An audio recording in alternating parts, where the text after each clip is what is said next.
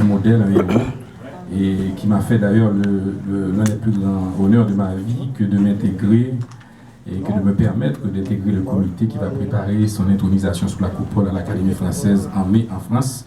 J'espère que tous les Haïtiens seront scotchés à leur télévision pour regarder ce grand moment de fierté nationale. Merci d'être qui tu es, merci d'autant aimer Haïti. Je ne pourrai jamais aimer Haïti autant que toi. J'essaierai au moins de l'aimer autant que toi, autant que possible. Alors, ce que je voudrais dire, je ne serai pas très long, il y a l'assistance est nombreuse. D'abord, je tiens à vous remercier d'être venu un si grand nombre,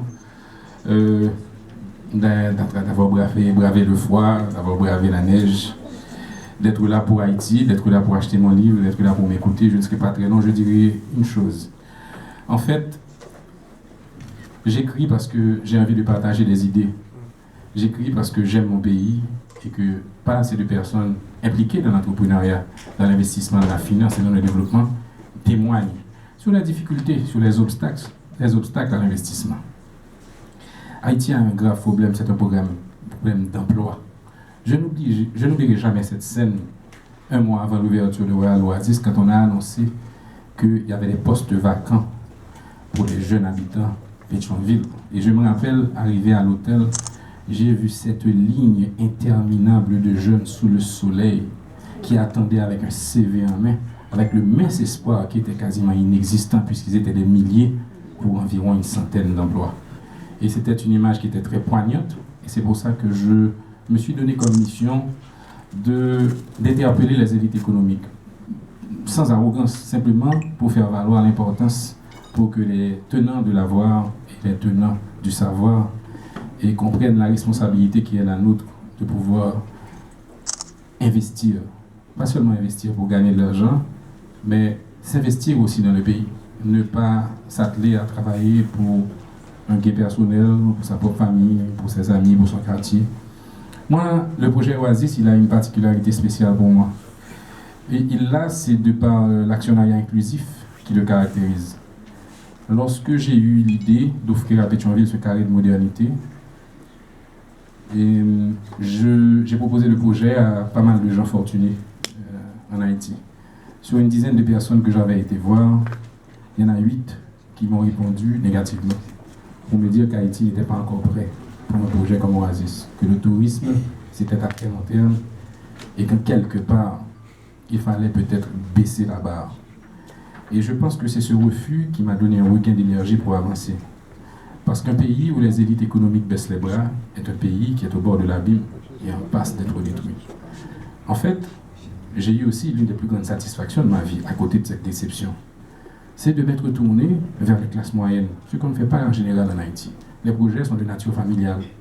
C'est des amis qui, sur la base d'une ressemblance physique, de la couleur de la peau, d'une appartenance familiale, du même milieu bourgeois, se réunissent et investissent dans un market, un marché, un supermarché, un projet. Et moi, je me suis tourné vers les classes moyennes d'Haïti, vers la diaspora, et j'ai trouvé un enthousiasme contagieux, même des fois délirant. J'ai trouvé des gens auxquels j'ai offert la possibilité d'investir, qui ont investi avec le cœur. Des fois, à tel ancien, je leur disais, mais je dois d'abord vous donner un plan d'affaires, parce que c'est un investissement quand même financier. Mais d'abord, c'était un investissement citoyen. Donc ce projet, nous l'avons conçu, nous l'avons réalisé, nous l'avons financé avec des investissements de $1 500, des cadres de l'administration publique, de policiers, d'ingénieurs, de chauffeurs de taxi, de pharmaciens, de professeurs, de cadres du secteur privé.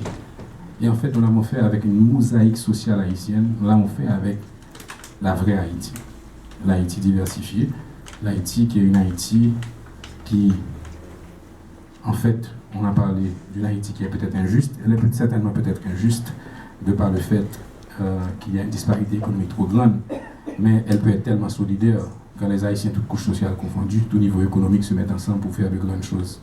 Je vais conclure en partageant avec vous une petite anecdote qui m'est arrivée à Miami.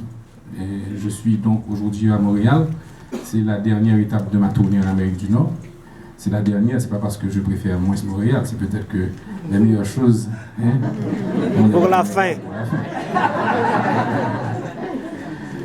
En fait, Moi, je pense que Haïti est un pays où il y a tant de personnes qui l'aiment avec passion que ce pays a encore un grand avenir devant lui. C'est un pays où 50% de la population a moins de 25 ans. C'est très important. 50% de la population a moins de 25 ans. Ça veut dire que c'est un pays plein d'avenir. En fait, j'étais à Miami et je vois venir sur ma table un homme de certain âge qui est venu récupérer son exemplaire dédicacé. Il me regarde et il me dit « M'ba kon li, m'ba kon écrit ». Regardez, monsieur. Monsieur dit « Moi, je viens acheter livre ça pour toi, petite. Il fait Princeton, il fait Cornell, il fait Harvard. Moi, je vais à Haïti, moi, je vais à Miami, il y a à peu près 45 ans. Son beau people, je vais aimé moi dire ça pour écrire petit monde. Monsieur non, j'ai dit là moi, alors m'a regardé monsieur un peu incrédule. Monsieur dit écrit.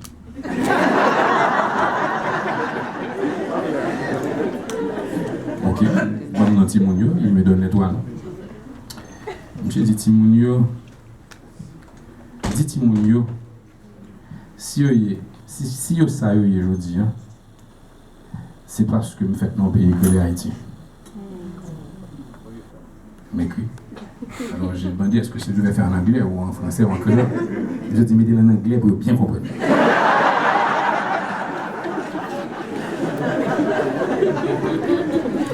Monsieur dit Timonio, je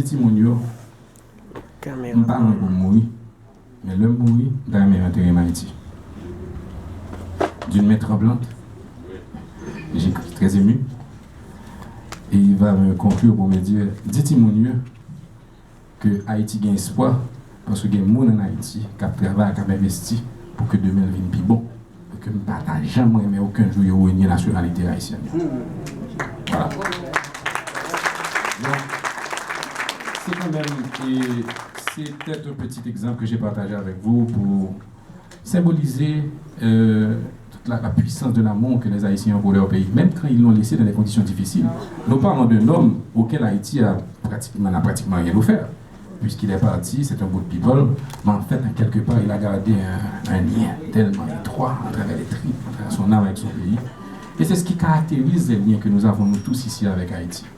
Comment canaliser cette énergie pour nous assurer que ce pays trouve le développement de demain? Je pense que c'est le grand défi qui nous attend. Moi, si j'écris, moi, si je voyage, moi, si je partage, c'est simplement pour inviter les Haïtiens et les Haïtiennes à comprendre l'importance d'investir et de s'investir en Haïti. C'est pas facile. C'est pour ça que c'est un acte de foi. Et à la diaspora haïtienne, je dis toujours que je regrette qu'elle ne soit pas assez unie, assez solidaire et assez forte. Moi, partout où je passe, je réalise que la communauté haïtienne répond positivement.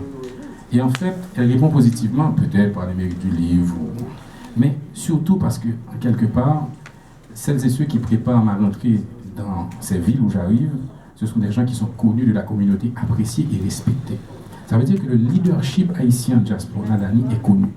Pourquoi ne pas fédérer toute cette énergie, tous ces leaderships au sein d'une grande organisation qui peut se battre pour les droits des Haïtiens vivant à l'étranger? Pourquoi un jour on n'aurait pas une diaspora tellement unie,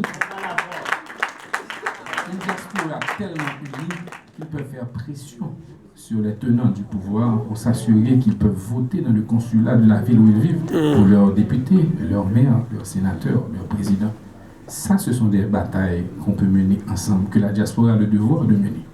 Donc, j'espère, et c'est aussi un message que je passe, je dis aussi que d'après les analyses que je fais, si la diaspora haïtienne, dans ses économies, quand elle, après, donc, en fait, en quelque part, après avoir travaillé 30 ou 40 ans, après avoir quand même accumulé une certaine réserve dans les économies épargnées, s'il y avait seulement 10% d'investir en Haïti, quel que soit le secteur, ça veut dire qu'on a un bac free school, qu'on a un bac free time, qu'on a un hardware store, qu'on a une location chaise, qu'on a un centre hospitalier. On a besoin de tout en Haïti. Si seulement chaque Haïtien ayant travaillé toute sa vie aux États-Unis, au Canada, en Europe, investit 10% de ses économies en Haïti, ça ferait une très grande différence pour Haïti. Je ne serai pas trop long. Je voudrais remercier Dani d'avoir eu l'humilité de parler, de me présenter. Je sens que c'est un grand jour pour moi. Merci. Je voudrais dire à Claude Moïse, et est-ce que je me sens te dire combien je t'aime? Bon, je vais dire que c'est l'une des personnes qui compte le plus pour moi. C'est un modèle, c'est un homme qui m'encourage à faire les bonnes choses. Il m'a aussi encouragé à écrire le livre, je le remercie de sa présence. Je voudrais ici remercier ma sœur Régine, une femme exceptionnelle, qui avec ma cousine Dominique, c'est mon cousin Jean-Philippe, ont mis en place un comité d'organisation. Donc je leur dois ce grand succès-là. Et bien entendu, à ma marraine, Momo qui est là, à ma mère que j'adore, la femme de ma vie. Je dis merci. Je dis merci à tout le monde de leur présence. Merci d'aimer Haïti. Keb FM, pas laguer, pas molli. Bonne soirée, pas aller jusqu'à ce que nous livre.